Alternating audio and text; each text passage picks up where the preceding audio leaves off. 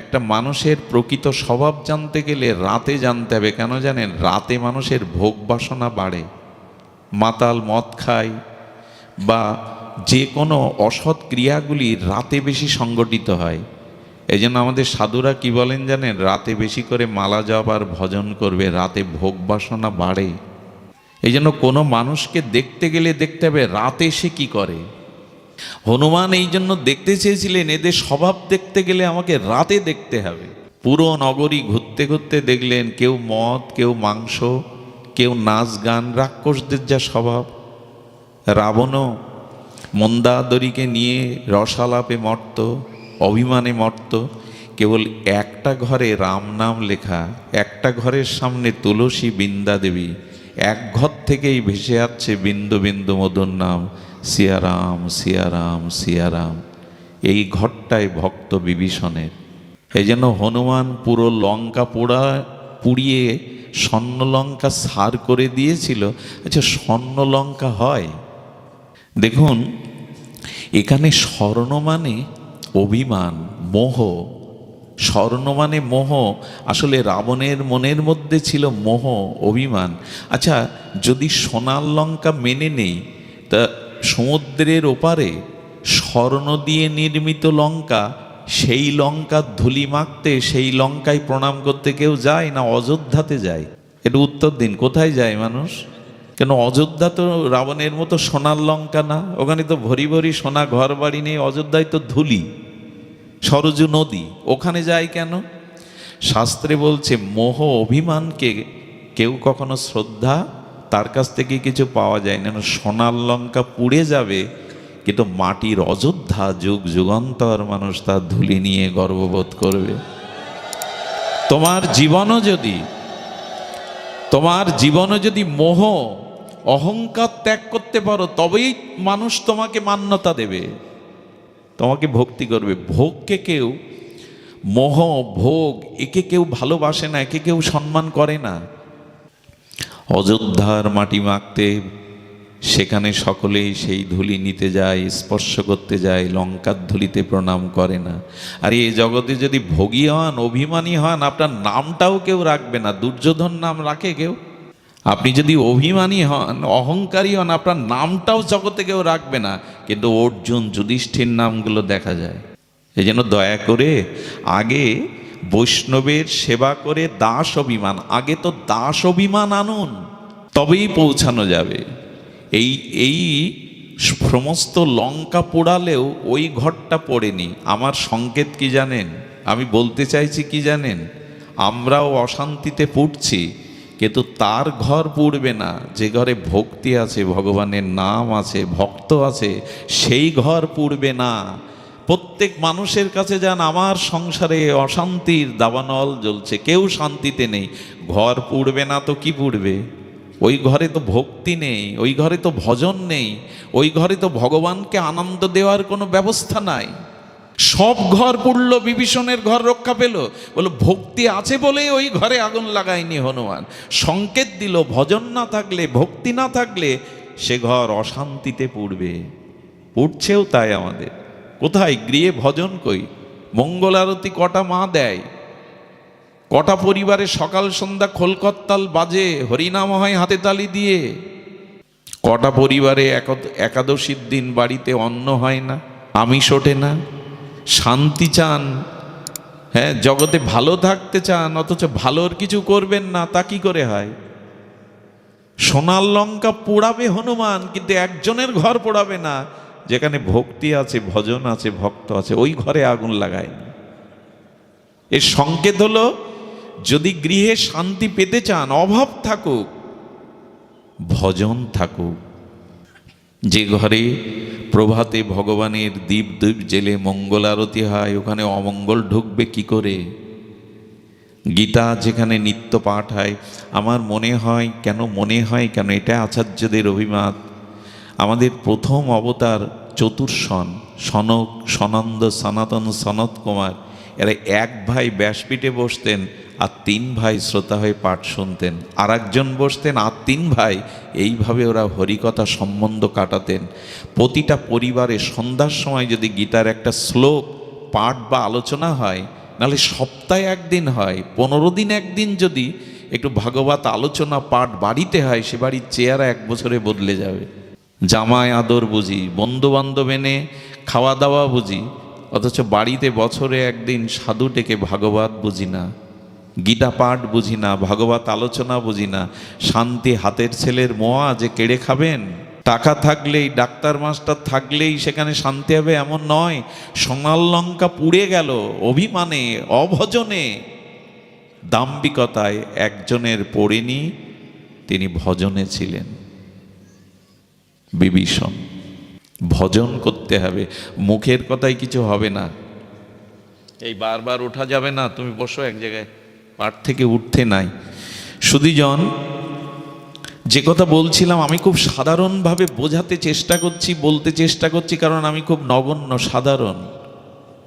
আমি আপনাদের খুব সুউচ্চ শাস্ত্র সিদ্ধান্ত মঞ্জুষা জানাতে না পারলেও আমাদের শান্তি পাওয়ার, আমাদের ভক্তি পাওয়ার, আমাদের জীবনটাকে অন্তত একটু সার্থক করার এই প্রচেষ্টা দরকার।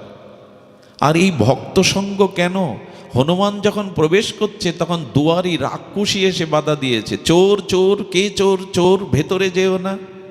হনুমান হেসে হেসে জগৎকে শুনিয়ে বলছেন, মা সীতাকে চুরি করে আনলো, তাকে চোর বলছে না, আমি উদ্ধার করতে আসছি, আমাকে চোর বলছে।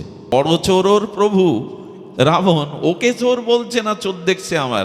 একটা জিনিস জানুন, যারা ভজন না করে, রাবণের মতো অসৎসঙ্গ, অভিমানীর সঙ্গ করে, তারা ধর্মকে অধর্ম দেখে, তমবুদ্ধির দ্বারা তারা বিপরীত দেখে। হনুমানকে দেখছে চোর আর রাবণকে দেখছে প্রভু। আমার কথা বোঝা যায়? ভজন না থাকলে, অসৎসঙ্গ থাকলে তখন বিপরীত বুদ্ধি আসে। সৎকে অসৎ মনে হয়, অসৎকে সৎ মনে হয়। যেসব সন্তানদের কাণ্ডজ্ঞান কম, এরা শাশুড়িকে জামাই ষষ্ঠীর দিনে বাটা দিয়ে, ফল দিয়ে, শাড়ি দিয়ে, পিড়েতে দাঁড়িয়ে প্রণাম করায়, মাকে করে না। তার মানে বিপরীত বুদ্ধি। শাশুড়িকে করার নিয়ম আছে, করুন, তো মাকে পয়লা বৈশাখে বছরের প্রথম দিন তো ওইভাবে একটু কিছু দিয়ে প্রণাম করতে পারে। যিনি এই পঞ্চত্ব থেকে করিয়ে আপনার শরীরটা দিয়েছেন, তাকে প্রণামের ঘটা নাই। তো এইগুলো হলো বিপরীত বুদ্ধি মানুষের কাজ। এই জন্য যদি ভজন না করেন, সদ্গুরুদেবের আশ্রয় না নেন, সাধু সঙ্গ না করেন, তাহলে চোরকে প্রভু বলবেন আর সাধুকেই চোর বলবেন। এইসব সংকেতগুলো খুব মার্মিক। আমাদের টিকাকারগণ যেভাবে আমাদের জানিয়েছেন, হনুমান বলছেন চোরকে চোর বলতে পারছে না, এটা রাক্ষস বুদ্ধি। হনুমান তখন এমন একটা চড় বসিয়ে দিয়েছে, ও মাথা ঘুরে পড়ে মুখ থেকে কিছু রক্ত বেরিয়ে গেল। যেই বেরিয়ে গেল, উঠে হনুমানের পায়, প্রভু আপনার প্রতীক্ষায় আমি এই রাক্ষসপুরীতে এতদিন বেঁচেছিলাম, কবে? বলে, বারে, এক চড়ের এরকম জাদু নাকি? এখন চরণ বন্দনা করছে, আপনি বললেন, প্রভু আমি অনেক উপাসনা করে ব্রহ্মার দেখা পেয়েছিলাম। ব্রহ্মা বলেছিলেন, রাক্ষসী শোন, তোর উদ্ধার হবে সেই দিন যেদিন রামদাস এসে তোকে চড় মারবে, ওর স্পর্শ পাবি, সঙ্গ পাবি, সেই দিন তোর কুপ্রবৃত্তি, পাপ অপরাধ বেরিয়ে গিয়ে তুই ভগবানের চরণ পেয়ে যাবি। এইখানেই সংকেত দিচ্ছে, হনুমানের মতো ভক্তের সঙ্গ না পর্যন্ত আসরিক বুদ্ধি, রাক্ষসী বুদ্ধি আমাদের থেকে যাবে না। মাঝে মাঝে গুরুদেবকে প্রণাম করলে দেখবেন অনেকে গুরু পিঠে চড় দেয়, দেয় না এরকম করে? হ্যাঁ, ওদের হাতে কিছু আছে, ওদের হাত আপনার আমার হাত না। এই যে সাধুগুরুর হাত মাথায় নেয় না, মানুষ বলে বাবা একটু মাথায় হাত দিন, এই যে ওদের হাতে আছেটা কি? এই 5টাই তো আঙুল, রক্ত মাংসই তো। তো সাধুগুরুর হাতে কি আছে? অনেক কিছু আছে। জাদুকর যদি এখানে আনেন, আমার জায়গায় যদি একজন জাদুকর আনে, রুমাল দিয়ে কবুতর উড়িয়ে দেবে, আপনি পারবেন? ওই হাতে ওটা আছে। আচ্ছা, হোটেলে যারা রান্না করে আর নিজের গর্ভধারী মায়ের রান্না এক কি? দুটোই তো হাত, এক কি? রোগ শয্যায় আপনি হাসপাতালের বেডে রোগ যন্ত্রণায় কাতরাচ্ছেন, ওখানে গর্ভধারিণী মার চোখের জল কপালে পড়ে যদি মার হাতটা কপালে দেয়, কি মনে হয় তখন সন্তানের? এই হাতে অনেক কিছু আছে। এই জন্য মানুষ সাধুগুরু বৈষ্ণবকে প্রণাম করে বলে, বাবা একটু মাথায় হাত দিন। ওদের হাতে কি আছে জানেন? একবার নরেন দত্ত, মানে ভাবিকালের বিবেকানন্দ, বলরাম বসুর বাড়িতে ঠাকুর রামকৃষ্ণের সাধুসঙ্গ করছেন। ঠাকুর মাঝে মাঝে ভাবদশা সমাধি এসে যেত। নরেন তখন কলেজের কলেজের ছাত্র, উনি তর্ক ছাড়া কিছু মেনে নিতেন না, বাস্তবতা ছাড়া কিছু মানতেন না। গিয়ে বলছে, ও হে ঠাকুর, আপনি ঈশ্বরকে দেখেছেন? ঠাকুর চোখ খুলে দেখলেন, একেই তো খুঁজছিলাম। সাধুরা চোখ দেখেই বলে দিতে পারে কে আপনি, আপনার স্তর কতটুকু, আপনি কি উদ্দেশ্যে সাধুর সামনে এসে সব পড়ে দিতে পারে। কাঁচের ঘরের মধ্যে যদি একটা প্রদীপ জ্বালান, কাঁচ ভেদ করে বাইরেও আলো আসে, কিন্তু লোহার বা কাঠের মধ্যে যদি প্রদীপ জ্বালান। এই জন্য সাধুদের সামনে গিয়ে খুব বক বক করতে নেই। বাবা, আমি এবার বৃন্দাবনে গিয়েছিলাম, আমি লক্ষ্য নাম করি, আমি নির্জলা একাদশী করি, খবরদার এসব গাল গল্প সাধুদের সামনে গিয়ে বক বক করবেন না।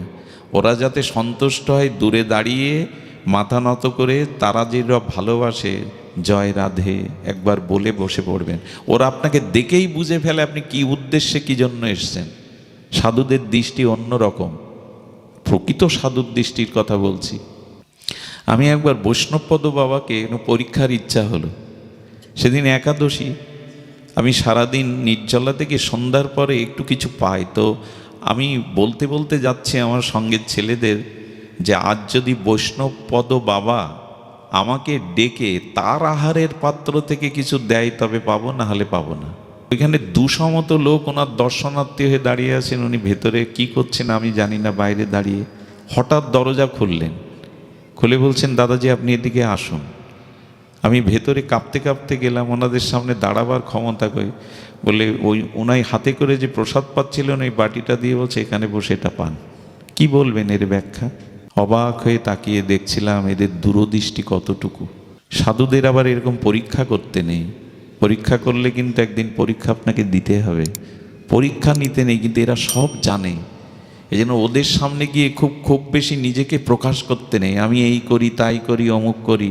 চুপচাপ বসে পড়বেন মাথা নত করে। ওদের একটা দৃষ্টি আপনার দিকে পড়লে করুণা হয়ে যাবে। দেখবে যদি এ শান্ত, এ নিজেকে প্রচার করতে আসেন, ওদের কৃপা হয়। তো নরেন দত্তকে পরমহংসদেব বলছেন, দেখেছি কি রে, তোকে যেমন দেখছি ঈশ্বরকে আমি দেখেছি, তোকেও দেখাতে পারি। বলে তাহলে আমাকে প্রমাণ দিন। যেই মাথায় হাত রেখেছে রামকৃষ্ণদেব, 3 দিন নরেন দত্তের মধ্যে একটা সমাধি ভাব কাজ করেছিল। 3 দিন ওনার বাহ্যিক জ্ঞান ভালো ছিল না। ওই আত্মদর্শনের ঘোরে শেষে চরণে এসে পড়ে বলল, এই হাতে কি আছে আপনার, কি দেখালেন, আমার সব কেড়ে নিলেন আপনি, চরণে ঠাঁই দিন। এই জন্য সাধুগুরু বৈষ্ণবের অভিমান ত্যাগ করে সেবা করুন, ভজন করুন, তবেই তো কৃপা আসবে। পাত্র ছাড়া কৃপা কি করে পাবেন? কৃপা করো কৃপা করো কৃপা করো মানে কি? বৃষ্টির দিকে পাত্র না পারলে আপনার জল পড়বে না তো। 24 ঘন্টা ঝড়ো ঝড়ো শ্রাবণের ধারা হলেও পাত্র উপর হলে পড়বে কোথায়? আগে তো সেবা করুন, অভিমান ত্যাগ করুন, নিজেকে বৈষ্ণবের দাস করুন, তবেই তো ওখানে কৃপাটা আসবে। 12 বছর সেবা করেছেন বংশীদাস। নবদ্বীপের সিদ্ধ বাবার একবার বন্যা হলো, চারিদিকে থই থই জল, গলা সমান জল। গুরুদেবকে একটা খাটের উপরে আর একটা খাট দিয়ে ওখানে পুতুলের মতো বসিয়ে রেখেছে, রবটের মতো। বসে কি করে জানেন? 3 কিলোমিটার দূরে মাটির ঘোড়াতে জল আনে, 3 কিলোমিটার দূরে পাড়ায় ভিক্ষা করে ওই খাটের উপরে, কোথায় শুকনো কাঠ, কোথায় 3 কিলোমিটার দূরে জল, ওইগুলো ফুটিয়ে গুরুদেবকে ভোগ লাগায়। 15 দিন ওইভাবে জল আনতে আনতে 15 দিন ওই ম্যালেরিয়া হয়ে গেল, শ্বাস উঠে গেল, চোখ স্থির হয়ে গেছে, যাওয়ার সময় এসেছে, কিন্তু গুরুদেবকে কিছু বলছে না। অনুভবী গুরুদেব, বংশী বংশী আমায় ছেড়ে চলে যাবি? আমার তো দেখবার কেউ নেই তুই ছাড়া। ওরে বংশী, কে জল বয়ে আনবে, কে মাধু করিয়ে এনে আমাকে ফুটিয়ে খাবে? বংশী আমায় ছেড়ে যাস না। কিন্তু আর শব্দ, ওই শেষ নিঃশ্বাস পূর্ব মুহূর্তে, মুমূর্ষ মুহূর্তে, বংশী আমি তোকে যেতে দেব না। নিজের জপের মালাটা বংশীর মাথায় দিয়ে বলছে, বংশী জমের বাপেরও সাধ্য নাই আমার চরণ থেকে তোকে কেড়ে নেবে। কার সাধ্য আছে তোকে আমার থেকে কেড়ে নেবে? ওঠ, উঠে যা, রান্না ছড়া। সিদ্ধ বাবার হস্ত আর মালার প্রেরণা পেয়ে, নূতন জীবন পেয়ে বংশী সুস্থ হয়ে গেল। কৃপা এমনি হয়, কৃপার পাত্র হতে হয়। কৃপা তো আছে, গুরু বৈষ্ণবের কৃপা সর্বত্র আছে, পাত্র চাই। এই পাত্র হতে গেলে দাস অভিমান হতে হবে। আমাদের ভিতরে এই দৈন্য নাই, নিরভিমানতা নাই, দৈন্য, জীবের প্রতি দয়া, করুণা, এই গুণগুলো না থাকলে কৃপা পাওয়া যায় না।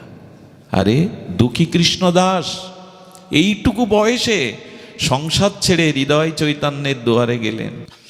হৃদয় চৈতন্যের দুয়ারে গিয়ে বলছেন, প্রভু অনাথ আমি, এ জগতে কেউ নাই, যারা ছিল ছেড়ে আপনার চরণে এসছি, গুরু কৃপা ছাড়া, গুরু কৃপা হি মূলম, আপনি মূল কৃপা করুন। পারবি না, এইটুকু বয়সে সেবা করতে পারবি না, সেবা সাধারণ জিনিস না, চলে যা। গুরুদেব একবার যদি কৃপা করে সুযোগ দিতেন। বলে পারবি? কালনার গঙ্গা থেকে মাটির কলসিতে মাথায় করে জল বইতে পারবি? এই যে তুলসী কানন, এই যে পুষ্প কানন, এখানে জল দিতে পারবি 50 কলসি? গুরুদেব যদি কৃপা করেন। ওইটুকু বালক দুঃখী কৃষ্ণদাস অনুরোধ করছে, বলো একটু দেখি না। দেখেই তো বুঝতে পেরেছেন, চিহ্নিত ওরা। বলেন কাল থেকে জল সিঞ্চন করবি এই তুলসী কাননে, পুষ্প কাননে। কি বলবো, ওইটুকু বালক খালি মাথায় জল বইতে বইতে মাথায় ঘা হয়ে গেল, পোকা হয়ে গেছে। 10-15 দিন যন্ত্রণায় কাতর, ওখানে কলসি নিতে পারে না, তবু গুরুদেবকে কিছু বলছে না। সেবা বন্ধ হবে বলে মাথায় একটা কাপড়ের পাগড়ি বেঁধেছে, যাতে গুরুদেব দেখতে না পায়। ওনারা তো অন্তর্যামী। ডেকে বলছেন, দুঃখী এদিকে আয়, আর জল বইতে হবে না, এদিকে আয়। ভয়ে ভয়ে গিয়ে চোখের জলে কাতর হয়ে দাঁড়িয়েছেন। বাড়ি চলে যা গুরুদেব, বাড়ি চলে যা, এখানে সুখের জায়গা না। ওইটুকু বালক ঘর ছেড়ে, পিতামাতা ছেড়ে গুরুচরণে পড়ে আছে, অতগুলো কলসি জল বায়, বলছে যা ফিরে যা। পরীক্ষা না দিলে কি উপরে ওঠা যায় গো? পাশ করা যায়? ফিরে যা। হ্যাঁ, খালি মাথায় জল বইতে কষ্ট হয় বলে, আরাম লাগবে বলে কাপড় বেঁধেছিস? যা, চলে যা, বেরিয়ে যা। কিছু বলছে না, চোখের জলে অবনত মস্তকে দাঁড়িয়ে, যা বেরিয়ে যা। ও এখনো দাঁড়িয়ে আছিস? মাথা থেকে কাপড়টা খুলে নেয়া দেখে বল বলে টকবকে ঘা, পোকা হয়ে গেছে। দুঃখী রে, মা বাবা ছেড়ে, সব ছেড়ে আমার কাছে পড়ে আছিস, মাথায় ঘা হয়ে পোকা হয়ে গেছে, জল বইতে একবারও বললি না আমাকে? কি বললো জানেন গুরুদেব? কত জন্মে মায়ার সংসারে ঘুরছি, কামনা বাসনায় জন্ম মৃত্যু চক্রে, গুরুচরণে প্রেম ছাড়া, সেবা ছাড়া তো কোনো কল্যাণ হবে না, প্রেম ভক্তি হবে না।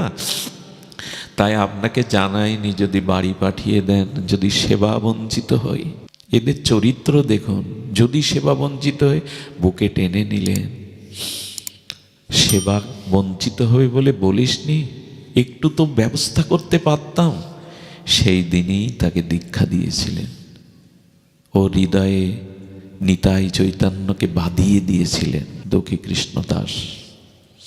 আমাদের কলকাতার এক মেয়ে, রাজবংশের মেয়ে, ষোড়শী যুবতী, যৌবনাবতী, অপরূপ সুন্দরী, কিন্তু পূর্বজন্মের কোনো একটা স্বীকৃতিতে বৃন্দাবনে চলে গেল সব ছেড়ে। বৈরাগ্য তো সহজে হয় না।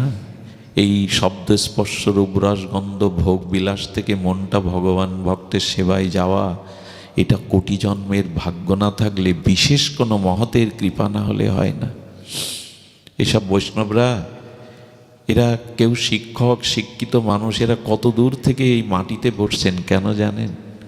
আপনাদের মধ্যে অনেক গুণীজন, মান্যজন, সুধীজন আছেন, দাঁড়িয়ে কষ্ট করে সাধুসঙ্গ করতে এসছেন কেন জানেন? অভিমান থাকলে, নিবেদন না থাকলে, নতি না হলে উন্নতি হয় না। নতি উৎসর্গে উন্নতি। যে নত হতে পারে শ্রেষ্ঠের কাছে, ভক্তের কাছে, মহতের কাছে, তারই উন্নতি হয়। নত হতে না শিখলে উন্নতি কারো হয় না, এটাই বিধি। হৃদয় চৈতন্য তার হৃদয়ে এঁকে দিয়েছিল। এই কলকাতার মেয়েটি এই বৈরাগ্য, সৌভাগ্য, স্বীকৃতিতে বৃন্দাবনে গেল। ঘটনাটা 175-76 বছর আগে। তখন বৃন্দাবনে নাগরিক সভ্যতা, বিদ্যুৎ পৌঁছায়নি, তখনও ঘন অরণ্য। বৃন্দাবন বনসংকুল, হিংস্র জীবজন্তু তখন আছে। বৃন্দাবন তখন এই নাগরিক গাড়ি ঘোড়া বিদ্যুৎ যান্ত্রিক সভ্যতায় পৌঁছায়নি। যন্ত্র দানবের যন্ত্রণা তখন বৃন্দাবনে ছিল না। নীরব নিভৃত ভজনস্থলী। আমাদের সিদ্ধ জগদীশ বাবা তখন কালীহট্টে বসে ভজন করেন রাধারানীর। কালীহট্ট যেখানে গোপীদের বসনগুলো, ওই কালীহট্টে ওইখানে বসে বসে সিদ্ধ মনোহর দাস বাবাজির চরণাশ্রিত সিদ্ধ মহাত্মা জগদীশ বাবা রাধারানীর চরণ চিন্তা। এরা তো কথা বলে না, বাইরেও বেরোয় না। এই কলকাতার ধনীর দুলালি রাজকন্যা বলা যায়, অপরূপ রূপের জ্যোতি নিয়ে বাবার সামনে দাঁড়িয়ে প্রণাম করছে, বাবা আমি সব ছেড়ে চলে এসেছি, আমাকে কৃপা করুন, আমি রাধারানীর চরণ ভজন করতে চাই। বাবা হঠাৎ একটু তাকিয়ে বললেন, চলে যা, চলে যা, এই রূপ যৌবন নিয়ে এখানে টিকতে পারবি না, যা সংসার কর, ছেলে মেয়ে বড় হলে বৃদ্ধ বয়সে আসিস, যা চলে যা। আসলেই কি পাঠিয়ে দিতে চাচ্ছেন? পরীক্ষা তো নিতে হবে। মেয়েটা কোনো কথা না বলে চলে গেল। কি করতো জানো মা? একটু লক্ষ্য রেখে শোনো। কৃপা পেতে গেলে নিজেকে পাত্র করতে হবে। ওই মেয়েটা একটা কুঠির করেছিল, ওই লতা পাতা দিয়ে কোনো রকম একটা দামি চট কিনেছিল, একটা পুরনো চট। ওই চট গায়ে দিয়ে রূপ ঢেকে রাখতো, বাইরে বেরোতো না। গোধূলি বেলায় ওই চট গায়ে দিয়ে সে দূর থেকে সিদ্ধ বাবাকে প্রণাম করে চোখের জলে আবেদন করতো, কবে তোমার কৃপা হবে, কবে তুমি কৃপা দৃষ্টি দেবে আমায়, আমি যে ভজন করব বলে পড়ে আছি। কিন্তু ওই কথাটা ওর মনের মধ্যে বাজে, এই ভরা রূপ যৌবন নিয়ে রাধারানীর ভজন করতে পারবি না, চলে যা। 1 মাস পর কি সিদ্ধান্ত নিল জানো মা? এটা ভাবা যায়? 1 মাস পর মেয়েটা ওই বাবার সামনে গিয়ে দাঁড়িয়েছে। 1 মাস আসেনি, ওই কুঠির মধ্যেই ভজন করেছে। যখন দাঁড়িয়েছে তখন যেন লিকে হাড়গুলো বের করা, আর সেই রূপের জ্যোতি, আর সেই স্বাস্থ্যবতী নাই। সিদ্ধ বাবা তাকিয়ে দেখছেন, ঠোঁট আর চোখ বাদে বল বলে পোড়া ঘা, পা থেকে শুরু করে সব জায়গায় বল বলে পোড়া ঘা। কিরে, কে তুই? আগুনে পুড়িয়ে গিয়েছিলি? তোর পক্স হয়েছিল? ক্ষীণ কণ্ঠে মেয়েটি বলছে, না বাবা, আগুনে পুড়ে যায়নি, পক্স হয়নি। তো কি হয়েছে? এই বল বলে ঘা। ও তুই সেই কলকাতার মেয়ে, তো তোর এমন দশা কি করে হলো? বাবা, কুঠিরে গিয়ে ভাবলাম, এই যৌবনই যদি রাধারানীর ভজনে বাধা হয়, এই যৌবন রেখে লাভ কি? একদিন মরে গেলে চিতায় পোড়ালে এই যৌবনটা ছাই হবে। যদি মাটির নিচে দেয়, অসংখ্য কিরমিকিট কুরে কুরে এই দেহটা কিরমিকিটে রূপান্তরিত হবে। আর লাশটা যদি পড়ে থাকে, শৃগাল কুকুর খায়, ওদের উদরে 5 দিন পর মলমূত্র হবে এই দেহ। তো যৌবনই যদি রাধারানীর ভজনের বাধা হয়, এ যৌবন রেখে লাভ কি? কি করেছিস মা? বলো, মালসাই করে আগুন জ্বালিয়েছিলাম, লোহার শিক গরম করে সেকা দিয়ে দিয়ে যৌবন পুড়িয়ে দিয়েছি বাবা। হবে না, কৃপা হবে না। সিদ্ধ বাবার চোখে জল। মারে, যৌবনটা আগুনের জায়গায় পুড়িয়েছিস ভজন করবি বলে? আয় মা, আয় আমার কাছে আয়। এত কৃপা করে দিয়েছিলেন, ওর দিকে কেউ আর তাকায়নি কোনো পুরুষ। অনেক উপরে উঠেছিল মেয়েটা, রাধারানীর কৃপা পেয়েছিল। আমরা পারবো তো? এসব তো শুনতে ভালো লাগে, বলতে ভালো লাগে, পারবো তো? এই রূপ যৌবন, এই অহংকার, এগুলো পোড়াতে পারবো তো যে তার ভজন করব? এই জন্য পাত্র হতে হবে। কৃপার অভাব নাই, পাত্রের অভাব। এই জন্য সাধু সঙ্গ করতে হয়, শুদ্ধ ভক্তের সঙ্গ করতে হয়, এই অনুভূতিগুলো হৃদয়ে নিতে হয়। এই সংসার আপনাকে কিছু দেবে না, সংসার করতে হয়। আমরা গৃহী, স্ত্রী পুত্র পিতামাতা আছে, কিন্তু সংসারে মজে থাকলে সব কিছু পাওয়া যাবে না। সংসারে থেকে হবে যদি সংসারটা কৃষ্ণের করতে পারেন। আমরা এই যে পদে কি গাই জানেন? আচ্ছা, আমরা যা গাইছি তা মানি তো? ওখানে কি গাইছি? পঞ্চপুত্র সঙ্গেন আছে রায় ভবানন্দ, 3 পুত্র সঙ্গেন আছে সেন সেবানন্দ। আমরা পারি তো? সংসারটাকে কৃষ্ণের করতে পেরেছি তো? বউ ছেলে মেয়ে নিয়ে ভজন করি তো? 5 পুত্রে আনন্দে নৃত্য করছে গৌর পেয়ে, 3 পুত্র নিয়ে সেন সেবানন্দ গৌর হরিকে পেয়ে কীর্তন করছে। আমরা পারি তো সংসারে 7 5 সবাইকে নিয়ে গৌর ভজন করতে? ভজনই তো নাই। ভজন ছাড়া জীবন মৃত। একটা জীবন্ত মানুষ মরা মানুষের পাশে যদি মরার মতো হয়ে পড়ে থাকে, তবে জীবন্ত মানুষের বুকে সিল শগুন আসবে না, শ্রীগাল কুকুর আসবে না যে মরা তাকে টানবে ওর পাশ থেকে। কেন জানেন? ওরা জানে ও মরার মতো শুয়ে থাকলে কি হবে, ওর মধ্যে এখনো প্রাণ আছে, এই জন্য ওর বুকে সিল এসে শগুন এসে বসবে না। তো যার জীবনে হরিনাম ভগবত ভজন নেই, সে মরা, তাকে কাম ক্রোধ লোভ চিবিয়ে চিবিয়ে খাবে শ্রীগাল কুকুরের মতো দিনরাত। খাচ্ছেও তো আমাদের তাই। সৎচিন্তা কোথায় আমার মধ্যে? ভোগ বিলাস নিয়েই তো মেতে আছি, বউ ছেলে মেয়ে নিয়েই তো, খাওয়া দাওয়া নিয়েই তো মেতে আছি। আর দুঃখ জরা ব্যাধি কাম ক্রোধ শ্রীগাল কুকুরের মতো দিনরাত চিবিয়ে চিবিয়ে খাচ্ছে আমায়। শান্তি কোথায়? এজন্য ভজনে আসো, ভজনে ছাড়া শান্তি নাই।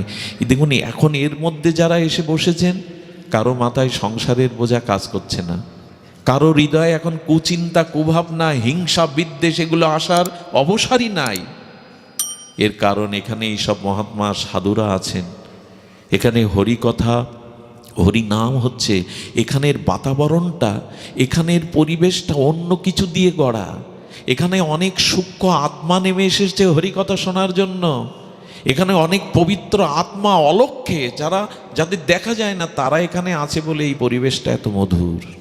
সাধুসঙ্গ না করলে, হরিকথা শ্রবণ না করলে আমাদের চিত্তে অভিমান দূর হবে না, বিপরীত বুদ্ধি যাবে না। এই জন্য বারবার বলছেন যে না, বৈষ্ণবের সঙ্গ করো, ভক্তের সঙ্গ করো, সাধু সঙ্গ ব্যতীত হবে না। ওই যে বললেন মহত পাদরজং অভিষেকং